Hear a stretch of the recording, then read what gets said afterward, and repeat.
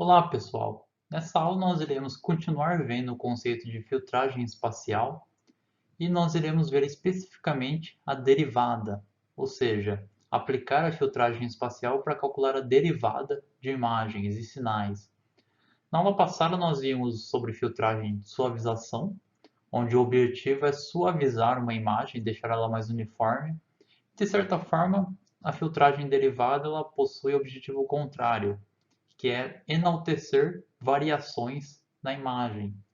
E lembra que nós vimos na primeira aula que tanto na nossa retina quanto no nosso córtex nós temos regiões dedicadas especificamente para identificar variações de intensidade, mudanças de cor e brilho.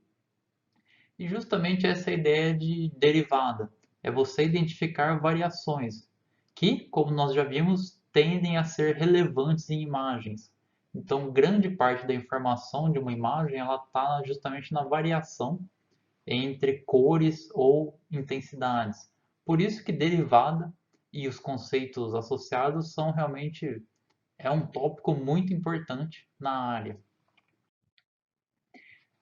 Então, só para relembrar aqui rapidamente, lembrando que a derivada de uma função, nós podemos definir ela dessa forma. Derivada de uma função f em relação a x é igual a f de x mais um ΔX menos f de x dividido por ΔX. E o que nós fazemos é o ΔX ir a zero. Então, quanto menor esse ΔX, melhor a aproximação que nós temos dessa derivada. E aí, só para a gente lembrar aqui, então, o que significa essa derivada? Que é interessante a gente ter isso em mente, né? A derivada, então, se eu tenho um certo gráfico aqui de uma função x f de x, e aí eu tenho uma certa curva aqui. Digamos que eu tenho uma curva aqui. Eu vou exagerar um pouco mais essa curva para ficar mais fácil da gente visualizar a derivada. Então, se eu tenho uma curva aqui, e aí se eu pegar dois pontos nessa curva, por exemplo, esse ponto aqui e esse ponto aqui, então esse ponto vai ser o meu x inicial aqui, e esse ponto vai ser o meu x mais ΔX. Aqui vale só um comentário da notação. Esse x aqui eu estou indicando que é uma variável x e esse x é um valor específico de x, certo? Então, se a gente tivesse um matemático aqui, o que ele daria uma bronca na gente de dar o mesmo nome, né? Mas a gente poderia chamar isso aqui de um x0 e aqui x0 também para indicar que é um ponto específico. Mas para simplificar, vamos pensar que esse x é um valor e o x mais ΔX é um valor próximo aqui, quando você soma ΔX. E aí, para esse x, nós temos aqui o valor da função f de x. E aqui também tem o valor da função calculada em f de x mais ΔX.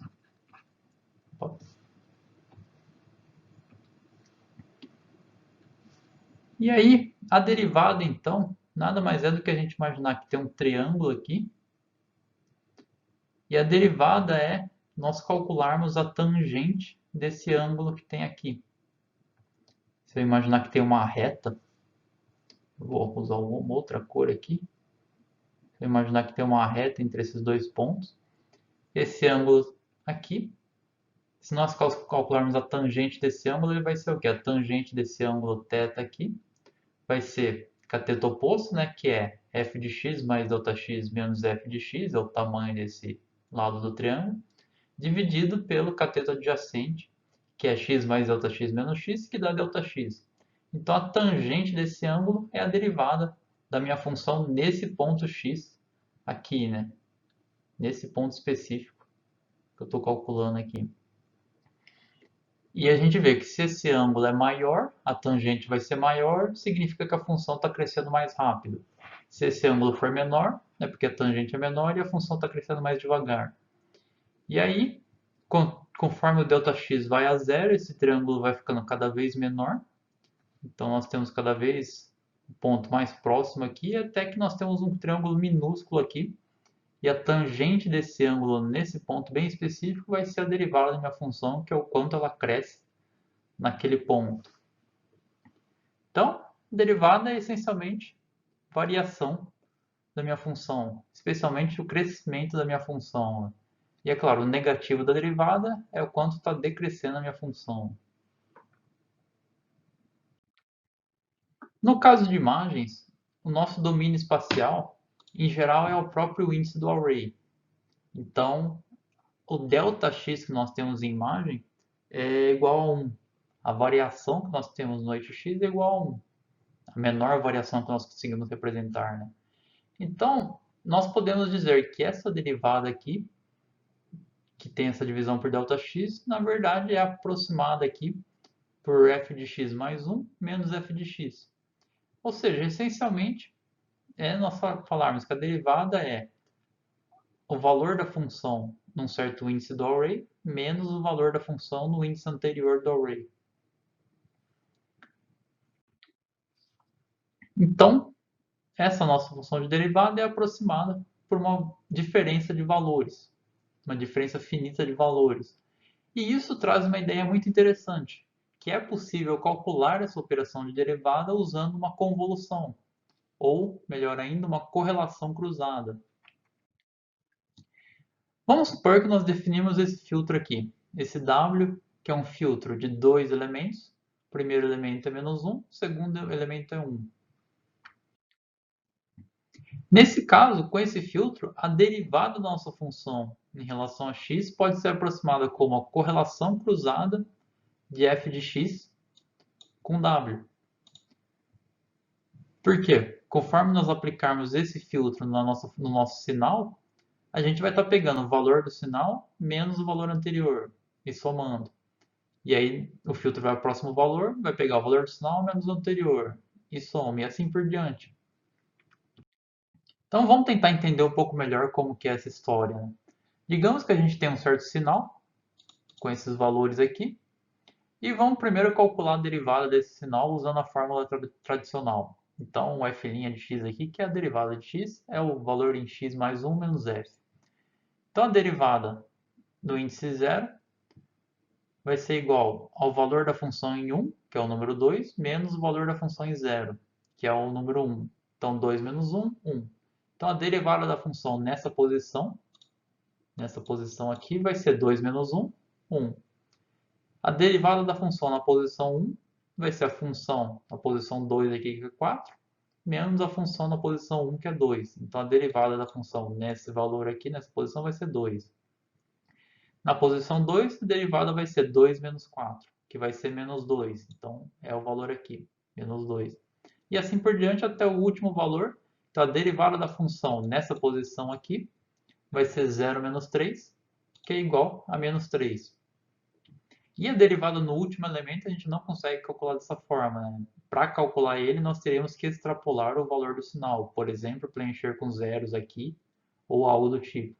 Mas a princípio nós não conseguimos calcular para esse último valor. Né? Ou seja, isso são algumas ideias de cálculo numérico, para quem já viu o assunto, de você fazer diferenças finitas em um sinal.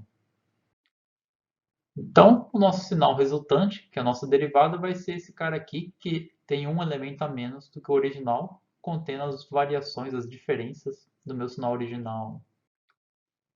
Agora vamos ver como que é o cálculo dessa derivada usando aquele nosso filtro. Então, se nós posicionarmos primeiro o filtro nessa posição específica aqui, ou seja, a gente não começa com o filtro, que nós poderíamos começar com o filtro aqui, né? Que nem nós vimos em outras aulas. Começar com ele aqui. Mas não, nós vamos começar o filtro já totalmente dentro da imagem aqui do nosso sinal. Então, lembrando, a correlação cruzada de F com W vai ser aquela equaçãozinha. S, começando em 0 até o tamanho do filtro, menos 1, é o valor do filtro, f de x mais s menos a sobre 2. Aqui o nosso filtro tem tamanho 1, ou melhor, tem tamanho 2, mas o a lembra o tamanho do filtro menos 1, isso aqui vai dar meio, mas aqui na verdade existe um valor inteiro aqui, isso aqui vai dar 0.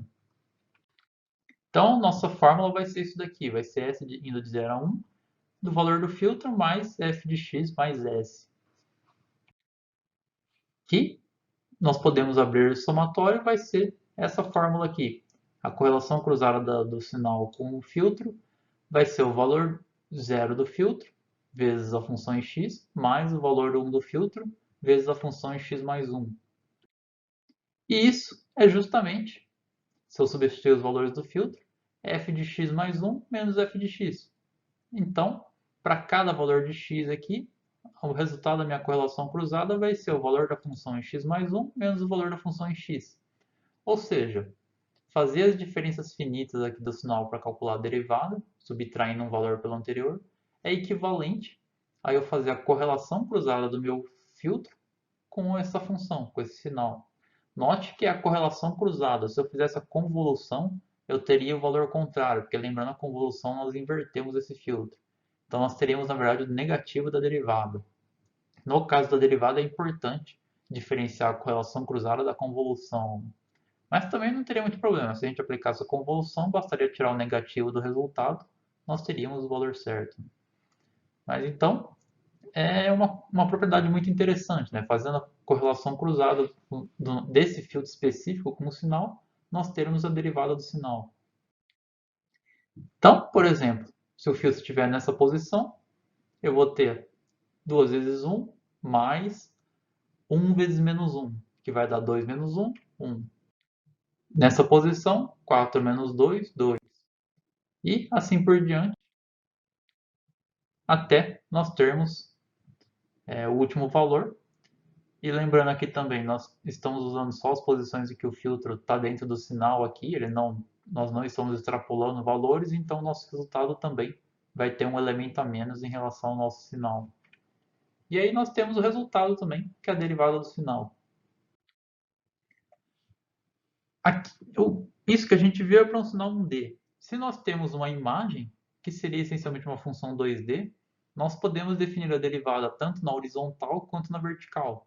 Para isso, basta definir um filtro horizontal, que vai derivar as colunas, e um filtro vertical, que vai derivar as linhas. Então, se eu aplicar esse filtro aqui, eu vou estar derivando todas as colunas. Se eu aplicar esse filtro aqui, eu vou estar derivando ao longo das linhas, né? Que nós podemos imaginar que as linhas é a variável y e as colunas é a variável x. E a derivada pode ser usada para detectar bordas de imagens. Então, se nós temos uma imagem, por exemplo, em que uma parte está escura e a outra está clara, o sinal, se nós fizermos um corte aqui nessa imagem, nós teremos uma coisa assim, né? A baixa intensidade e de repente alta intensidade. Tipicamente em imagens nós não temos uma borda perfeita assim que uma cor vira outra subitamente. A tendência é ter uma coisa um pouco mais suave. Por exemplo, uma coisa que é baixa vai crescendo e aí vira um sinal alto. Nesse caso, então, se nós temos uma coisa desse tipo, que tem uma variação suave aqui de uma cor escura para o claro, a derivada desse sinal vai ser o quê? Desse perfil. Nessa região, a derivada é zero, porque não há variação do sinal. Então, é zero. Nessa região, aqui, se a gente supor que é linear, esse crescimento de intensidade, a derivada vai ser uma constante. E se nós supormos, e no final aqui, também a variação é zero, então a derivada é zero.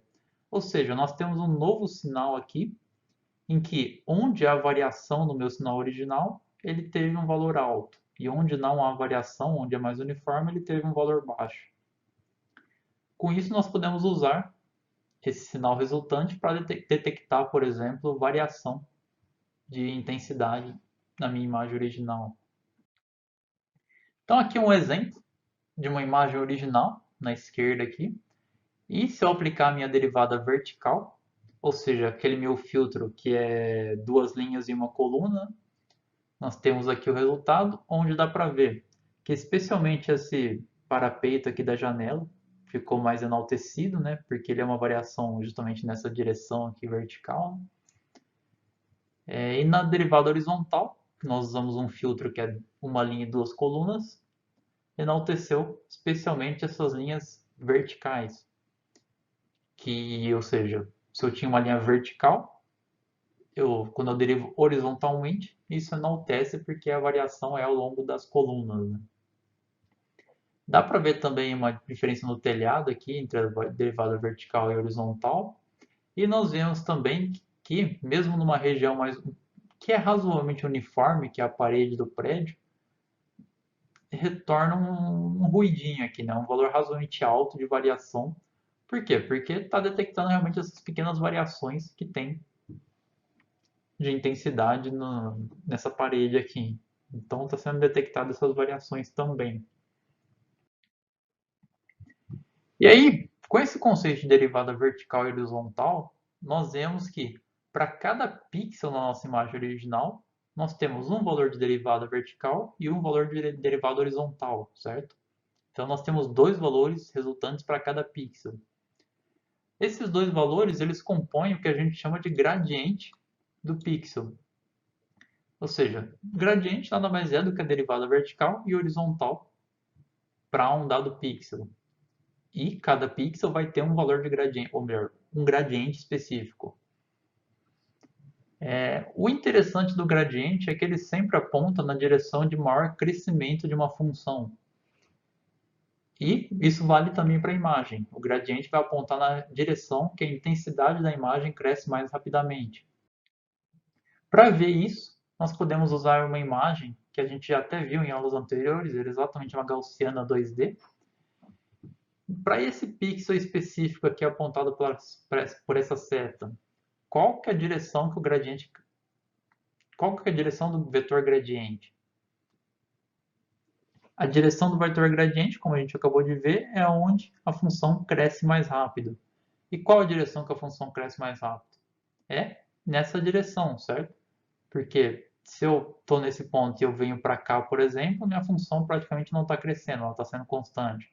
Se eu venho para cá, ela está diminuindo. Então, para cá, ela cresce muito rapidamente.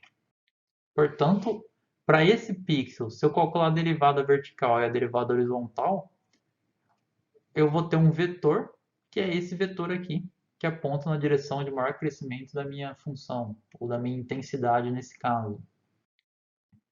Ou seja, se eu definir que o meu f' de x, o linha em geral é usado para definir, para representar derivadas, ok?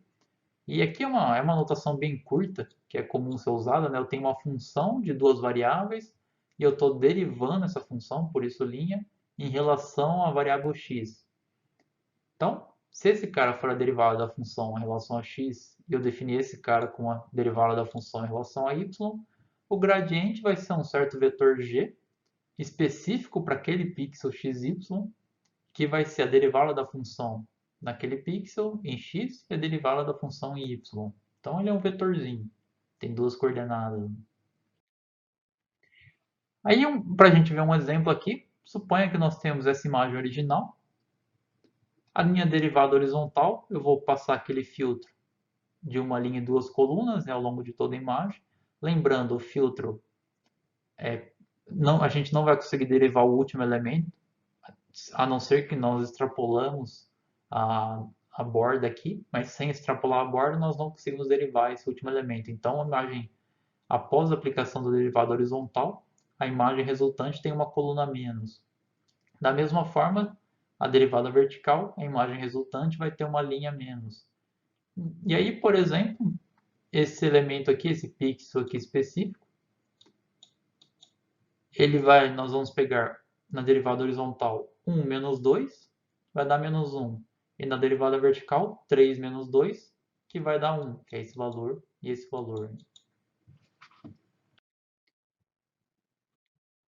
Com isso, o gradiente, então, em cada posição da minha imagem, vai ser um vetorzinho representando as variações nas duas direções que eu tive para aquele pixel. E por que o gradiente é tão importante? A importância do gradiente vem justamente da possibilidade de nós calcularmos a magnitude e o ângulo do gradiente. Porque como ele é um vetor, ele possui uma magnitude e ele possui um ângulo, ok? A magnitude do gradiente é simplesmente a raiz quadrada das coordenadas do vetor ao quadrado. É o tamanho do vetor. Lembra o Pitágoras, né? Se você tem um triângulo, se você tem um vetorzinho, né? A magnitude desse vetor é como se você fizesse um triângulo aqui, que é pegar um lado do vetor e o outro lado do vetor, então a hipotenusa aqui vai ser a raiz quadrada dos dois lados aqui ao quadrado. Que essencialmente é igual a falar isso. A magnitude do meu gradiente na posição xy é a raiz quadrada da derivada da minha função em x ao quadrado mais a derivada da função em y ao quadrado. Onde, lembrando, a derivada em x é simplesmente eu fazer as diferenças da minha imagem ao longo das colunas, que eu posso calcular usando uma convolução. E a derivada em y é eu fazer a diferença dos meus valores na imagem ao longo das linhas, que também pode ser feito pela convolução. E isso que é interessante, essa magnitude do gradiente, ele indica o quão notáveis são as bordas de uma imagem. Ou seja, é como se nós estivéssemos resumindo quão bem está variando tanto na direção x quanto na direção y, cada pixel da minha imagem. Voltando aqui no nosso exemplo, para aquela nossa imagem original, lembra que nós tínhamos a derivada vertical e a derivada horizontal. Se nós calcularmos a magnitude do gradiente, que é essencialmente elevar os valores dessa imagem ao quadrado, somar com os valores dessa imagem elevado ao quadrado e tirar a raiz quadrada do resultado, nós temos essa imagem aqui. A magnitude do gradiente, então, vai ser alta, onde nós temos bastante variação na minha imagem. Então, aqui nós conseguimos ver que o céu, que era uma coisa bem uniforme e um valor alto, inclusive, praticamente ficou preto, porque ele não tem variação nenhuma. Regiões próximas aqui de contraste, né, de variações de intensidade, nas janelas e nas bordas aqui do prédio ficaram com valor bem alto, indicando que eles têm uma magnitude alta, uma variação alta de intensidade. Mas nós conseguimos ver que a parede, por exemplo, ela continua com valor alto. Por quê? Por causa dessa questão, né, que essa derivada que nós estamos fazendo, como ela está pegando cada pixel e o vizinho dele, e existe uma variaçãozinha entre os pixels ali na parede, a gente acaba pegando esse que a gente poderia chamar de ruído, dependendo do seu interesse, né? Se eu não estou interessado nesse nível de variação da minha imagem, isso aqui seria um ruído, esses valores altos obtidos. E por que a gente tem aquele ruído? Aquilo acontece porque a derivada ela é muito sensível a ruídos. Ou seja, qualquer variaçãozinha que eu tiver no meu sinal, eu vou ter um alto valor de derivada. Por causa disso, é bem comum a gente ser surpreendido ao calcular uma derivada. Então, se por exemplo eu tenho um sinal assim, que parece ser uma coisa bem suave, muitas vezes quando eu for calcular a derivada desse sinal, eu vou obter uma coisa assim, em que existe aquele comportamento que a gente viu, né? Um valor baixo, um valor alto, um valor baixo, mas existe todo um ruidinho aqui que é capturado por pequenas variações que eu tenho no meu sinal. Então a derivada ela acaba enaltecendo pequenas variações no meu sinal. E como que nós podemos evitar então essas pequenas variações? Justamente suavizando o nosso sinal ou a nossa imagem. Porque a partir do momento que nós suavizamos o nosso sinal, nós eliminamos ruído, eliminamos variações em uma escala pequena, né?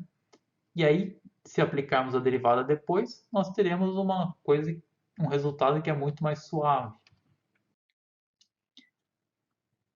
Efetivamente, filtros de derivada que já possuem uma pequena suavização na imagem, existem vários filtros que foram definidos para fazer essa operação, por exemplo, o filtro de Hilbert, onde a gente vê aqui que os filtros de Hilbert ele faz uma derivada na diagonal, filtros Prewitt, e de longe o filtro de derivada mais usado quando a gente quer um filtro de tamanho 3x3 é o filtro de Sobel. Esse filtro, se nós formos pensar bem, né, ele essencialmente, se nós fizermos a convolução, ou melhor, a correlação cruzada da nossa imagem com esse filtro, para cada pixel, então, quando o nosso filtro estiver aqui sobre um pixel, para cada pixel, o que a gente vai fazer? Vai pegar os pixels que estão acima dele, então vai fazer menos 1 vezes o pixel que está acima à esquerda, mais menos 2 vezes o pixel que está acima, mais menos 1 vezes o pixel que está acima e à direita. E aí vai pegar e somar isso com 1, 2 e 1 também multiplicado pelos pixels que estão abaixo. Então, se você pensar bem, isso aqui é equivalente a nós pegarmos os pixels que estão embaixo do pixel de referência, subtrair os pixels que estão acima, mas ao mesmo tempo fazer um tipo de uma média dos valores. Ou seja, eu não estou só pegando o próximo pixel menos o anterior. Eu estou pegando a soma ponderada dos 3 pixels que estão abaixo, menos a soma ponderada dos 3 pixels que estão acima. Então eu estou derivando, mas ao mesmo tempo fazendo uma média dos valores. Com isso, eu consigo ter uma pequena redução do meu ruído quando eu aplico a derivada. Mas é claro que, dependendo do nível de ruído, isso é muito importante, o filtro 3x3 pode não ser suficiente. Porque se eu, digamos, eu não quero pegar variações que de repente era aquela janela que a gente tinha naquela imagem que acabamos de ver. Se eu considero que aquilo é um ruído. Então eu teria que suavizar bem mais a minha imagem para conseguir eliminar esse ruído. E justamente, nós não precisamos criar filtros de derivada maiores. Por exemplo, fazer um filtro de Sobel que é muito grande. O que nós podemos fazer é suavizar a imagem com uma gaussiana de um tamanho arbitrário que nós podemos escolher, né? E depois derivar o nosso sinal. Então, vamos ver um exemplo aqui. Lembrando que sem suavização, que é essa linha de baixo aqui, nós tínhamos a derivada vertical horizontal e a magnitude do gradiente. Se eu então primeiro suavizar a minha imagem com uma gaussiana e depois aplicar a derivada vertical horizontal e depois o gradiente, nós vemos que essa imagem resultado é bem melhor do que a de baixo. Nós eliminamos o ruído no nível aqui da parede, mas mantivemos as variações de borda que nós tínhamos aqui do prédio e na janela. Então nós temos uma imagem que a borda dos objetos foi muito enaltecida. É, nós veremos exemplos de implementação de filtros derivada com e sem ruído. Os notebooks que vão ter essas informações é o notebook derivado e derivado e ruído que vão estar lá no ALVA. Bom, nós vimos até agora como calcular a derivada primeira, mas a derivada segunda ela também aparece em algumas situações em processamento de imagens. Portanto, é interessante nós vermos como calcular a derivada segunda de uma função ou de uma imagem. A derivada segunda de uma função, ela é representada assim, né? d2f dx2. Ela vai ser dada por eu pegar a derivada primeira de uma função e derivar ela novamente. A derivada primeira nós já vimos como calcular. Então a derivada primeira de uma função é f de x mais 1 menos f de x. E aí o que eu tenho que fazer é derivar novamente cada um desses termos. Então o que vai acontecer aqui? Se eu derivar cada um desses termos, se eu derivar esse cara aqui primeiro, né? Se eu calcular a derivada primeira dele, eu posso representar essa derivada primeira como a derivada em x de f de x mais 1 é igual a f de x mais 2 menos f de x mais 1. Ok? Então, é simplesmente pegar o próximo valor menos o valor que eu estou olhando. E da mesma forma, esse cara aqui, a derivada em relação a x de f de x, a gente já calculou isso, na verdade, né? F de x mais 1 menos f de x. Com isso, a derivada segunda, deixa eu pôr em outra cor aqui, a derivada segunda da minha função em relação a x vai ser eu pegar essa derivada primeira menos essa outra. Então vai ser f de x mais 2. Quando eu for colocar o menos aqui, eu vou ficar com menos f de x mais 1. Então somado com ele vai dar menos 2 vezes f de x mais 1. E o menos aqui vai ficar mais, então mais f de x. Então a derivada segunda da minha função vai ser esse cara aqui. Isso é um pouco diferente do que está aqui representado, né? Por quê? Porque aqui existe um pequeno detalhe numérico que quando a gente estiver calculando a derivada em relação ao ponto x, nós vamos estar olhando o próximo ponto e o próximo ponto, né? 2 pontos para frente. Mas, por estabilidade numérica, é mais natural nós olharmos o próximo ponto e o anterior a x. Por quê? Porque eu posso, da mesma forma que eu defini a minha derivada como sendo, que nem nós colocamos aqui, né? A derivada da minha função é o próximo ponto menos o ponto. Eu poderia também ter definido dessa forma, né? d dx de f de x é igual a f de x menos f de x menos 1. Ou seja, é a função no ponto menos a função no ponto anterior. Para fins práticos não tem muita diferença, né? Eu pegar o próximo ponto menos o ponto ou o ponto menos o anterior. Vai dar uma pequena diferença no cálculo ali, mas é uma escolha que eu posso fazer. Não tenho mais certo ou mais errado. Então, para calcular a derivada segunda, o que nós podemos fazer é falar que a derivada de f de x mais 1 é f de x mais 1 menos f de x. E essa outra derivada nós mantemos. Então, com isso, se nós escrevermos esse cara aqui, vou colocar em roxo, né? Se eu escrever essa derivada, na verdade, como f de x mais 1 menos f de x, que é uma escolha também que eu posso fazer, né? E aí, se eu pegar esse cara menos esse, eu tenho realmente essa fórmula aqui. Eu estou pegando a derivada segunda num ponto, o valor da função no próximo ponto, menos duas vezes o valor da função no ponto, mais o valor da função no ponto anterior.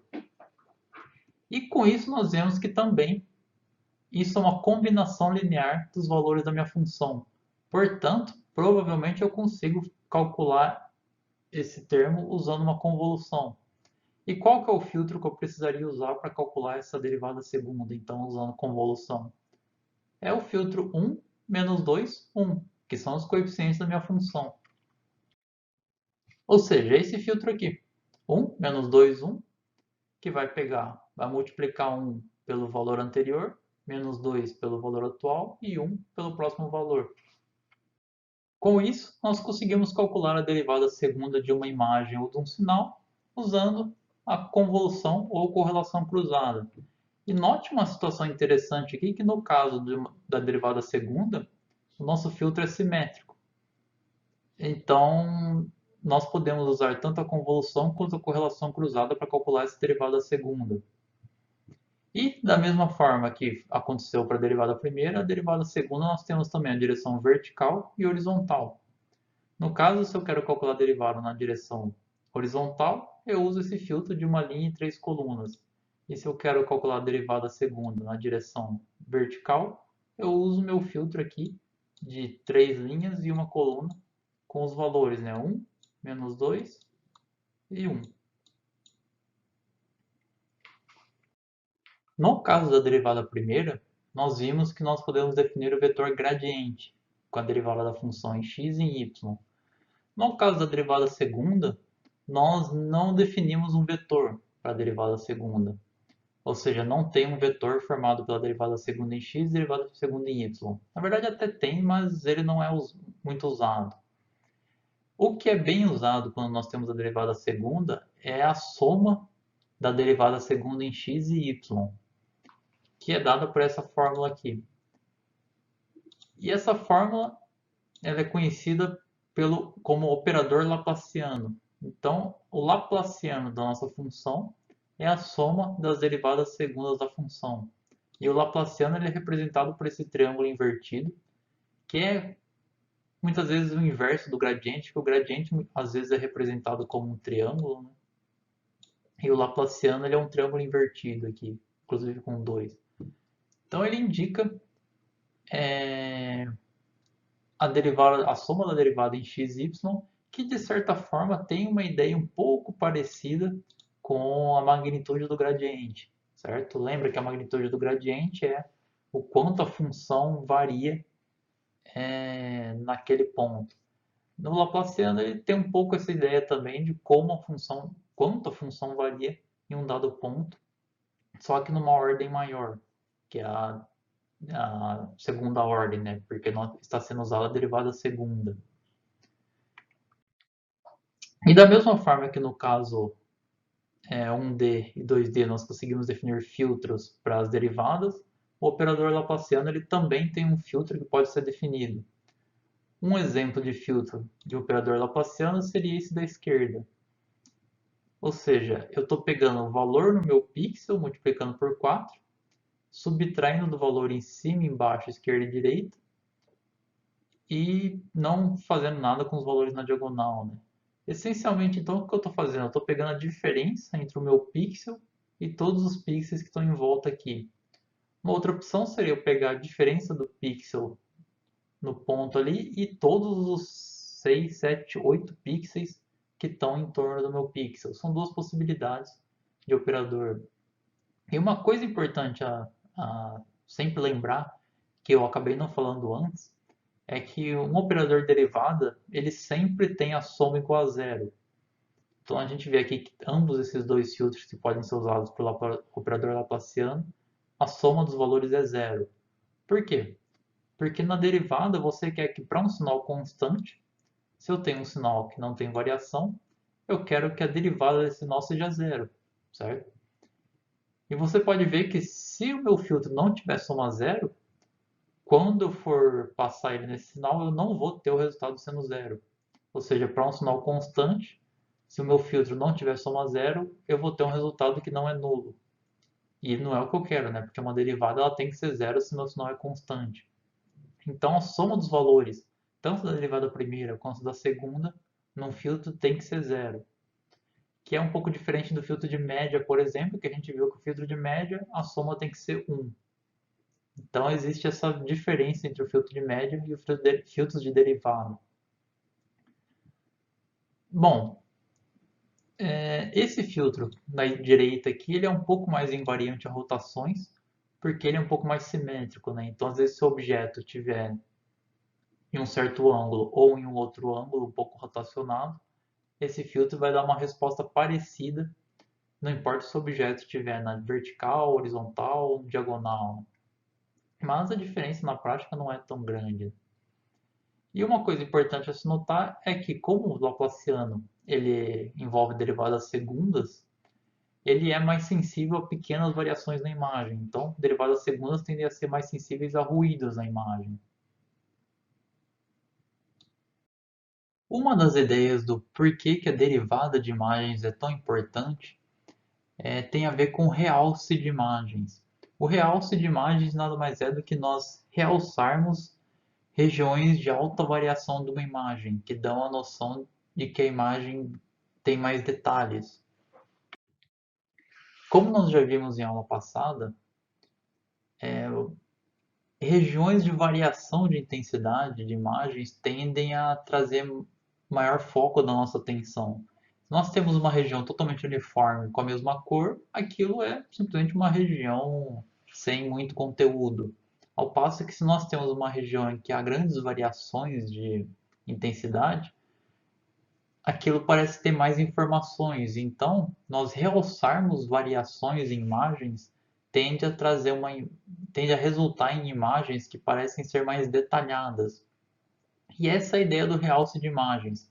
É nós encontrarmos regiões de alta variação na imagem e aí realçar essas regiões. E essas regiões de alta variação são justamente encontradas usando a derivada. Então aqui tem um exemplo de realce de imagem. Se nós temos essa imagem original aqui, aplicando um filtro de realce, nós obtemos essa imagem resultado, onde essas pequenas variações aqui na imagem, nas crateras, por exemplo, foi realçada. Com isso, essa imagem ela parece ter mais qualidade do que essa imagem original.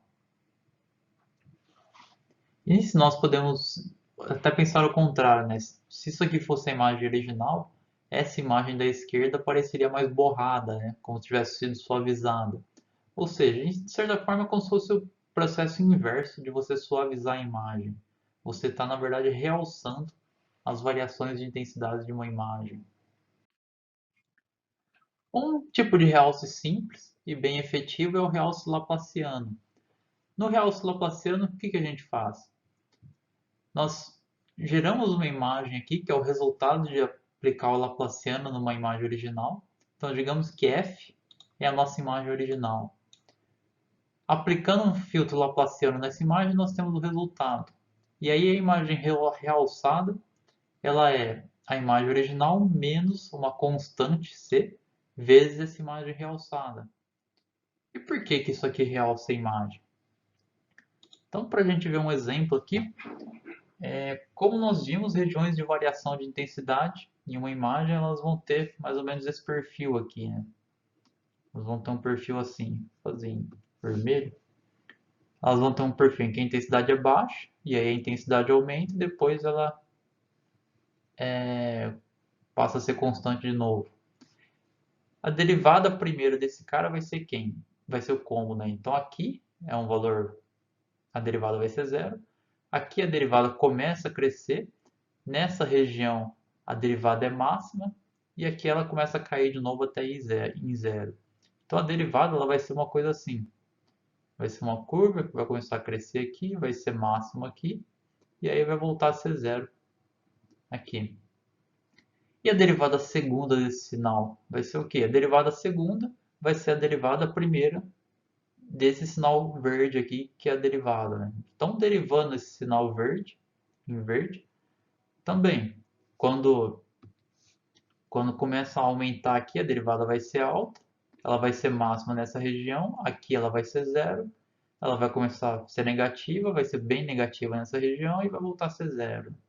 Então, a derivada desse cara aqui vai ser mais ou menos isso daqui, né? Então, o cara começa aqui, ele sobe aqui, começa a descer, ele é zero nesse ponto aqui, né? Então, nesse ponto aqui, ele vai ser, a derivada vai ser zero de novo. Ela vai ser zero e aí ela vai passar a ser bem negativa, vai ter um valor bem baixo, e aí vai voltar a ser zero ali. Então, a derivada segunda é esse cara aqui. E se a gente pegar o negativo desse sinal aqui, ele vai virar o quê? Ele vai virar uma coisa mais ou menos assim, né? Um cara que sobe, que desce aqui, né? Vai descer, vai subir e vai vir para cá de novo. Então, a derivada segunda desse sinal vermelho vai ser esse sinal azul, ou melhor, o negativo da derivada segunda vai ser esse sinal azul. E aí dá para ver que se eu pegasse esse sinal vermelho e ou subtraísse esse sinal ou somasse com esse sinal, né? Aí, como um é negativo do outro. Então, se eu pegar o vermelho e somar com esse sinal azul, essa regiãozinha aqui negativa, ela vai enaltecer, vai deixar mais negativa essa região aqui diante da transição. E essa região positiva, ela vai deixar mais positiva essa região depois da transição.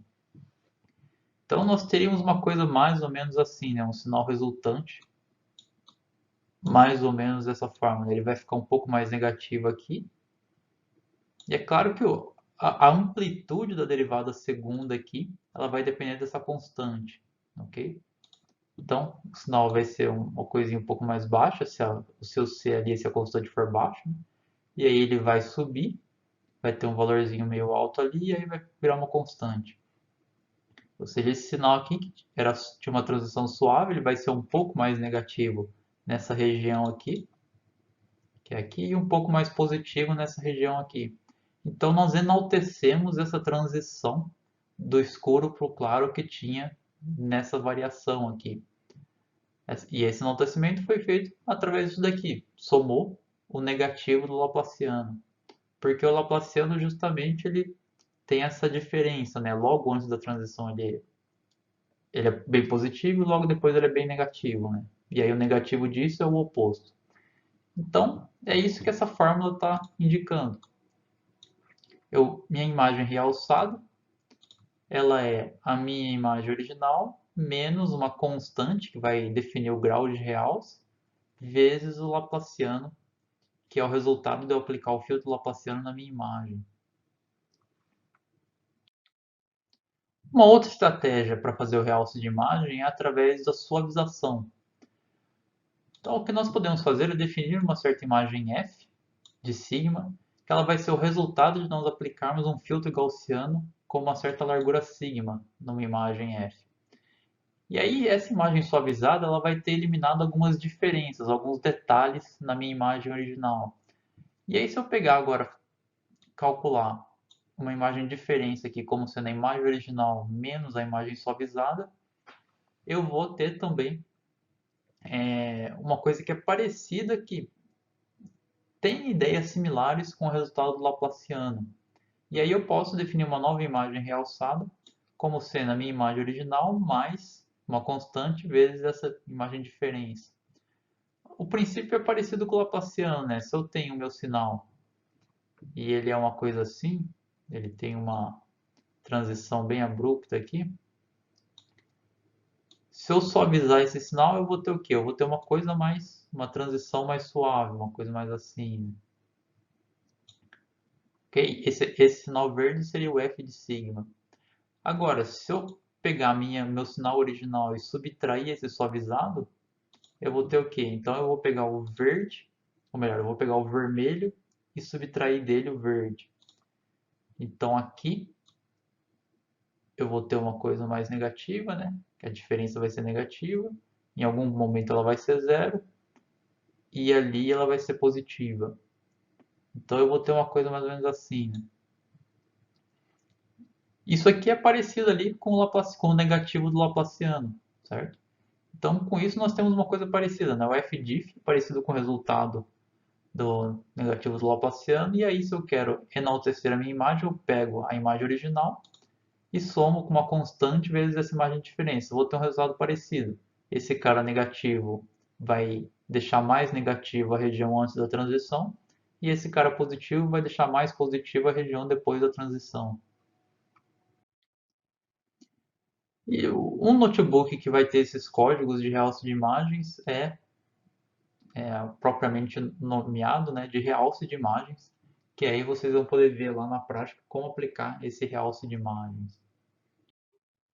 E uma última coisa que eu quero falar aqui sobre a derivada segunda de imagens é a respeito do operador Marr-Hildreth. Como nós vimos, a derivada segunda ela é muito sensível a ruídos, então em geral é necessário suavizar a imagem antes de realizar a derivada. Ou seja, é muito comum, antes de aplicar o Laplaciano em uma imagem, nós aplicamos o operador Gaussiano. E isso é equivalente a fazer o quê, então? É equivalente a nós falarmos que a imagem resultado é igual ao Laplaciano de quem? Da convolução da Gaussiana com a nossa imagem. Lembrando, esse símbolo aqui é o símbolo de convolução, certo? Então, nós convoluímos a Gaussiana com uma imagem e o resultado nós aplicamos o operador Laplaciano para ter a derivada segunda, ou algo equivalente à derivada segunda, né? Em todas as direções para todos os pixels. Mas acontece que a operação de convolução ela é comutativa. Nós podemos mudar a ordem aqui dos cálculos e primeiro calcular o Laplaciano da Gaussiana e aí pegar esse resultado e convoluir com a nossa imagem ou função. E o Laplaciano da Gaussiana, esse termo aqui, nós conseguimos calcular ele analiticamente. Basta calcular a derivada segunda da Gaussiana em x e em y e somar os valores. Isso, o resultado dessa conta, que não é tão difícil, né? Basicamente é calcular a derivada de uma exponencial, vai ser essa expressão aqui. Então, o Laplaciano da Gaussiana é a derivada segunda da Gaussiana em x, derivada segunda da Gaussiana em y, somado, que é igual a x quadrado mais y quadrado menos 2 sigma quadrado sobre sigma quarto, vezes a exponencial, que é a exponencial usual de uma gaussiana. Então, essa função aqui, que também nós podemos criar ela, podemos criar um filtro baseado nessa função, né? Basta mostrar essa função da mesma forma que nós fizemos com a gaussiana. Então, gera valores de x, gera valores de y, escolhe um certo sigma, amostra os valores, você tem a sua função aqui, Laplaciano de g.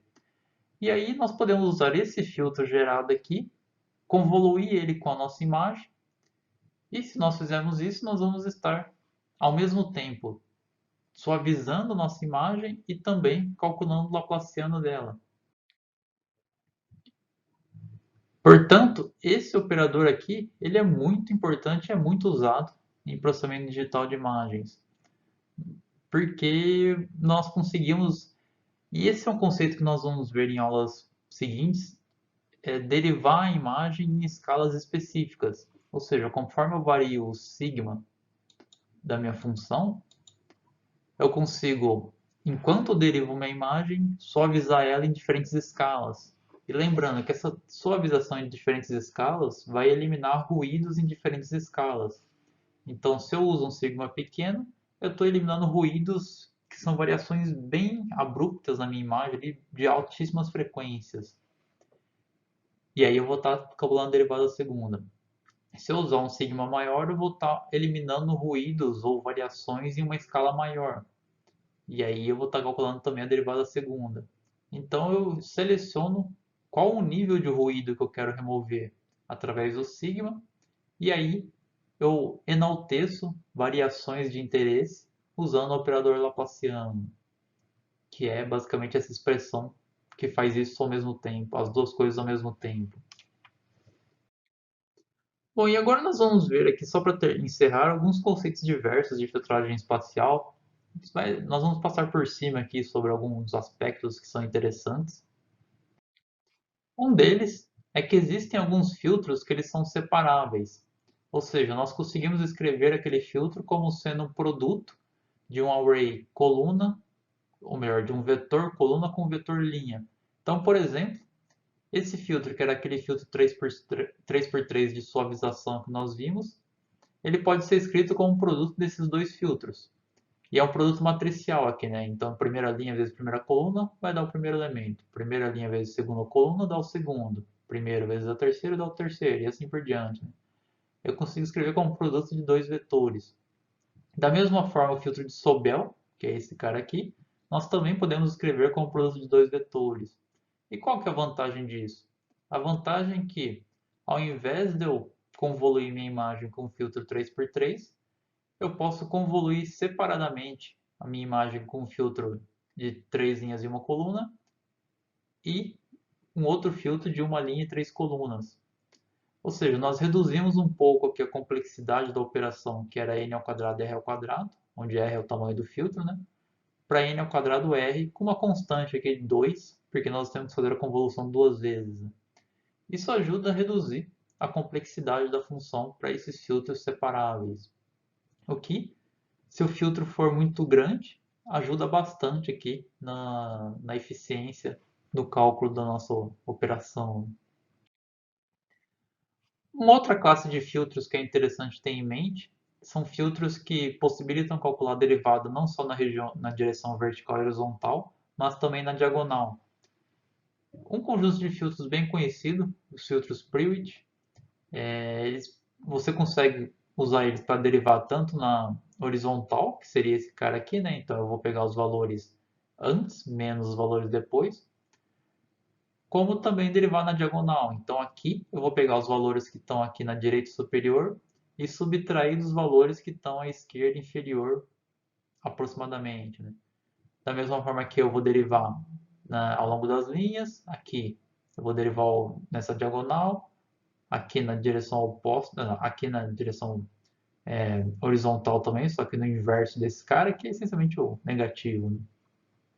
Aqui também na diagonal e assim por diante. Ou seja, nós conseguimos definir 8 direções de derivadas. Também temos o filtro de Robinson, que faz a mesma coisa, só que ele é um pouco mais análogo ao Sobel. Então nós também derivamos na vertical e horizontal e também na diagonal, que possibilita calcular a derivada em 8 direções distintas. E uma coisa que eu falei em passagem, mas é interessante ter em mente, que é a questão de detecção de bordas ou de contornos de objetos. Então nós vimos que uma dada transição do escuro para o claro, ele tem esse perfil de intensidade, e a derivada primeira é o quê? Ele é mais ou menos esse cara aqui, que ele começa em zero quando a intensidade sobe, a derivada é alta, e aí quando a intensidade volta a ser constante, ela vai ser baixa. Tendo esse perfil aqui que é a derivada primeira, ou nós podemos imaginar que é a magnitude do gradiente, se você está em duas dimensões, né? Aplicar um limiar nessa imagem possibilita a detecção da borda, né? Ou de regiões de alta variação. Então, se eu aplicasse um limiar nessa imagem, eu poderia falar, ó, tudo que está acima desse limiar, digamos que eu defini um limiar aqui, tudo que está acima desse limiar é uma borda, é uma variação na minha imagem. Tudo que está abaixo é uma região uniforme que eu não estou interessado. Então, a primeira derivada ela é útil para, usando o limiar, nós detectarmos regiões de alto interesse na imagem. De forma similar, a derivada segunda, que é a derivada primeira da derivada primeira, ou seja, nós derivarmos esse sinal aqui, né? Então a derivada desse sinal vai ser o quê? Vai ser zero, aí vai ter um valor alto quando a derivada crescer, vai ser zero de novo, e vai ter um valor baixo e negativo quando a derivada diminuir. Então vai ser duas coisas desse tipo, como se fosse um impulso positivo aqui e um impulso negativo aqui. E uma região de borda na derivada segunda, ele tem essa propriedade, que há um cruzamento por zero na derivada segunda. Ok? Que até é parecido com o que nós acabamos de ver do Laplaciano, que ele tem um valor alto, ele cruza em zero e depois tem um valor baixo. Então, na derivada segunda, há um cruzamento de zero na região de borda. Nós podemos aproveitar essa propriedade para buscar borda de objetos usando a derivada segunda. A heurística seria algo assim, né? Quando a função cresce, e aí nós começamos a registrar o valor. Ao momento que ela cruzar em zero e ficar bem negativa, nós dizemos que ali teve uma borda. Isso é importante porque usando o cruzamento de zero, possibilita a gente ser mais preciso na detecção da borda. Porque se a gente vê aqui na derivada primeira, toda essa região aqui seria definida como um contorno do objeto, né, como a borda dele. Ou seja, o objeto ficaria com uma borda grossa. Já aqui, se nós definirmos que a borda do objeto é só o cruzamento por zero, nós temos exatamente a localização da borda de um objeto. Isso é útil, por exemplo, nós podemos usar essa imagem mesmo aqui do lado. Se nós tentarmos detectar a borda ou a variação entre os dois objetos usando a derivada primeira, nós teríamos uma imagem, então, que seria algo mais ou menos assim. Eu vou desenhar ela um pouco menor aqui. Então eu desenhei, eu só exprimi um pouco a altura da imagem aqui. Aqui é a região escura e aqui é a região clara. Após linearizar a borda, nós teríamos uma coisa que eu vou desenhar em azul escuro, que seria mais ou menos toda uma região aqui, representando essa região de alta variação da minha imagem. Já na derivada segunda, se eu tiver ela aqui, nós conseguimos encontrar algo desse tipo, exatamente a posição em que há a alteração do preto para o branco. Isso é vantajoso se realmente nós queremos ter um contorno do objeto que é bem fino, né? Que tem uma largura próxima de 1 pixel, que é bem localizado, nós dizemos. Ok, na próxima aula, então, nós vamos ver como implementar as derivadas e o realce de imagens usando os notebooks.